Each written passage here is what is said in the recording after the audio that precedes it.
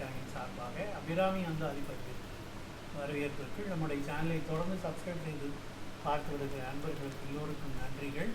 இந்த பதிவிலே நமக்கு நன்னடத்தை உண்டாவதற்காக நாம் பாடி வழிபட வேண்டிய பாடல் 81 நாம் பார்க்க போகிறோம்.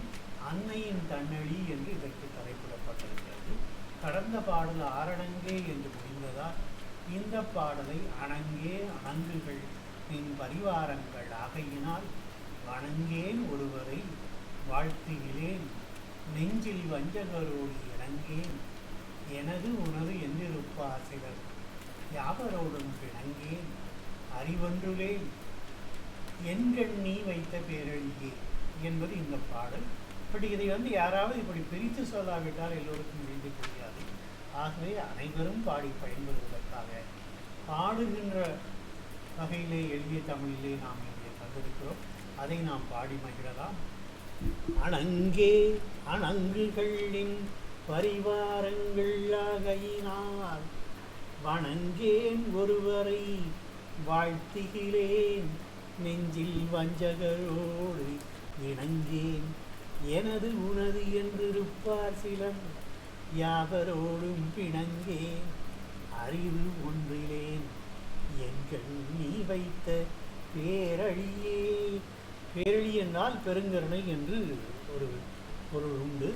ஆகவே அணங்கே அணங்குகள் என்றால் அபிராமி தேவி வெவ்வேறு சக்திகளாக உள்ள தெய்வ பெண்கள் நின்னை சூழ்ந்து ஏவல் செய்யும் பரிவாரங்கள் ஆகியினால் நின் பரிவாரங்கள் ஆகியினால் வணங்கேன் ஒருவரை வாழ்த்துகிறேன் உன்னையன்றி வேறு ஒருவரை மடியேன் வணங்க மாட்டேன் வாழ்த்தி துதிக்கவும் மாட்டேன் நெஞ்சில் வஞ்சகரோடு இணங்கேன் உன் அன்பர்களாக இராமல் நெஞ்சில் வஞ்சகத்தை உடைய அவர்களோடு நான் சேரமாட்டேன் எனது உனது உனதென்றிருப்பார் சிலர் எனது எல்லாம் நின்னுடையதே என்று எல்லாவற்றையும் உனக்கே அர்ப்பணம் செய்துவிட்டு சில அடியார்களெல்லாம் அமைதியாக இருப்பார்கள்.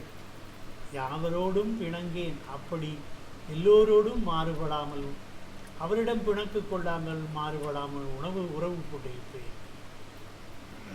நான் அறிவு சிறிதும் இலேனானாலும் என்கண் நீ வைத்த பேரொழியே அடியேனிடம் நீ வைத்த பெரிய குளிர்ந்த கருணை இருந்தவாறு என்னே அதுவே இத்தனைக்கும் காரணம். அந்த தன்னழியே அந்த பேரழியே இதற்கெல்லாம் காரணம் என்று அபிராமப்பட்டர் இதற்கு பாடுகிறார். தேவி வெவ்வேறு சக்திகளாக உள்ள தெய்வ பண்கள் என்னை சூழ்ந்து ஏவல் செய்யும் பரிவாரங்கள் ஆகையினால் உன்னையன்றி வேறு ஒருவரையும் அடியேன் வணங்க மாட்டேன் வாழ்த்தவும் மாட்டேன்.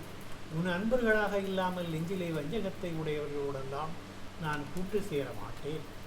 எல்லாம் எனது எல்லாம் என்னுடையது என்று சரணாகதி அடைந்து எல்லாவற்றையும் நினைக்க அர்ப்பணம் செய்துவிட்டு அமைதியாக இருப்பவர்கள் சிலர் அவர்கள் எல்லோரும் மாறுபடாமல் நான் உறவு கொண்டிருப்பேன்.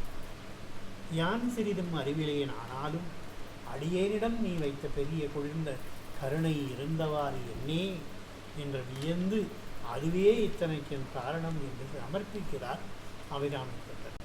இதற்கு சிறப்புரையாக தமிழறிஞர் கிவாஜா அவர்கள் என்ன சொல்கிறார்கள் என்று பார்க்கலாம். தாயே எல்லாம் உன்னுடைய திருவருளால் விளைந்த அற்புதம். இந்த ஏழையிடம் நீ பெரிய கருணை வைத்தாய். சாமானியமான கருணை வைத்தால் கூட நான் உயர்ந்திருக்க மாட்டேன். நான் மிகப்பெரிய பாதாளத்திலே அடைந்து இருப்பவர் என்பதை நீ உணர்ந்து உன்னுடைய பெருங்கருணையை என் தாபங்களெல்லாம் போக்கும் குளிர்ச்சியான தன்னழியை என்னிடம் காட்டினாய். அதனால் நான் உய்த்தேன். உன்னையன்றி பிறரை வணங்காத உறுதி ஏற்பட்டது.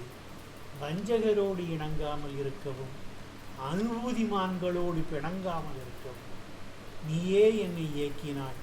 எல்லாம் நின்கருணை என்கிறார் அபிராமிப்பட்டர். இதுதான் அந்த சரணாகதி தத்துவத்தினுடைய அடிப்படை. ஆகவே அன்னையின் திருவருளே அவளை வணங்கவும் சாது சங்கத்தை பெறவும், அதாவது அன்னையை என்றும் மறவாமல் வணங்கி தியானிப்பதுவதே வாழ்க்கையாக கொண்ட சாது சங்கத்தை கொண்ட அடியார்களை பெறவும் துணை செய்யும் என்பது கருத்து. ஆகவே அடுத்த பாடலாக நாம் பார்க்க இருப்பது கரணம் கடன்ற இன்பம் என்ற தலைப்பிலே நம் மனங்களெல்லாம் ஒருமைப்பாடு அடைவதற்காக பாட வேண்டிய அந்த பாடலுக்காக காத்திருங்கள். அதுவரை வணக்கம், நன்றி.